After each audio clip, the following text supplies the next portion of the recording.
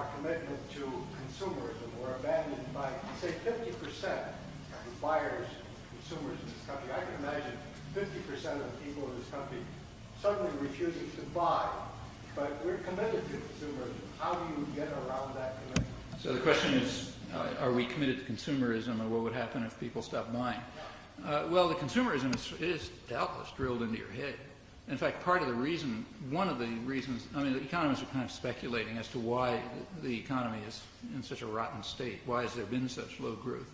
And one of the speculations is that it is very much, it's becoming kind of like a craft economy where you can't sell people things they need, you know, like, or want, like, say, a refrigerator or a car or something like that.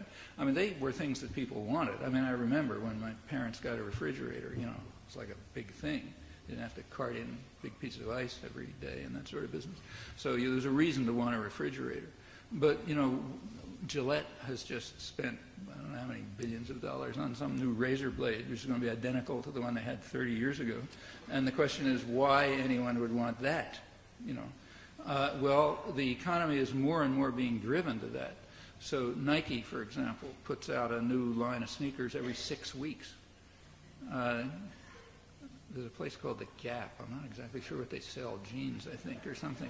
But whatever they do, they change their line also about every 6 weeks. You know, automobiles. This is true in services too. Like if you want a long-distance carrier or an insurance company or something, there's hundreds of different things which are all alike. You know, and in fact, everyone's kind of trying to find some niche to try to force people to consume things they don't want. You know. And that's pretty inefficient, so that may be driving down the economy. You can see why it's being done. If you want to maintain the smug, prosperous Americans who make profit on all of this stuff, yeah, that's what you got to do. If you want to start, there are plenty of things that people need, like U.S. public investment in, say, infrastructure, meaning things like education and health and roads and bridges, you know, the kind of things that matter to people. That's gone way down in the last 20 or 30 years. That's another effect of this economy. Well, you know, those are things people really want.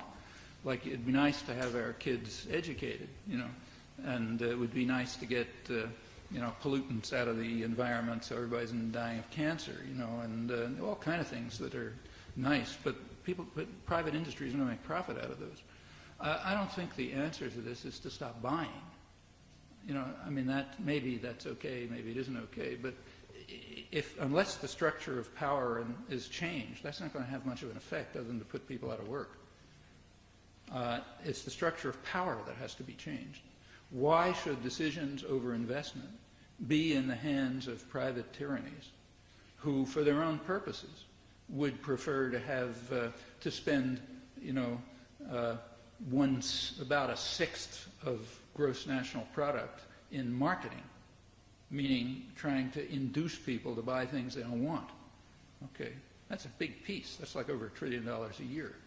Why should decisions be in their hands to do that rather than in the hands of the public, which might make quite different decisions, like, for example, to improve schools or to get people health care, you know, or to have a mass transportation system you could use or something like that.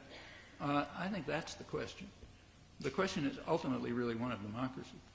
Who's going to control, who decides? That's the question. So people are scared to death of being downsized. Yeah. Afraid of losing their job. That's right. Is there a will in the public to oppose the power? The question was, people are scared of being downsized. I mean, is there a will to do it? Yeah, that's what Alan Greenspan and the Clinton administration are cheering about. Worker insecurity, you know, which is, from their point of view, good for Americans. But you know, you could say the same about. I mean, were people scared when they were slaves? I mean, take slavery. Did the slaves have reasons to be scared? Yeah, they had plenty of reasons to be scared. Does that mean they accepted slavery? No, there's slave revolts all the time. You know, the kinds of things that we're scared of are pretty minor as compared with what most people in the world face. Very minor, in fact. And if we're unable to make the effort to deal with these problems, that's pretty sad. And I think that people are not that scared. I think they are made to feel helpless.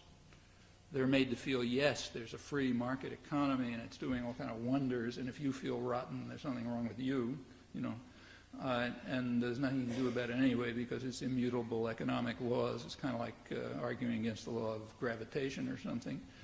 So they feel helpless. But they're not, None of this stuff is immutable laws. They're not helpless. They have plenty of opportunities to do things. It's happened plenty of times in the past. Actually, we've been through this ourselves in the past. The 1950s were very much like today. The 1920s were even worse, I mean, the 1920s, the labor movement was totally smashed, mostly by violence. And it was like, end of history, utopia of the masters and all that sort of thing. A couple of years later, the whole country was blowing up. The 50s was, again, a period when it was thought that the beast had been caged. Everybody was passive and apathetic and, consumerist and so on. Well, the 1960s came along, again, the whole place blew up. This is recent history. You trace it back in the past, it goes back as far as you can go. There's no reason to feel helpless, but I think it doesn't make a lot of sense to pick away at the margins.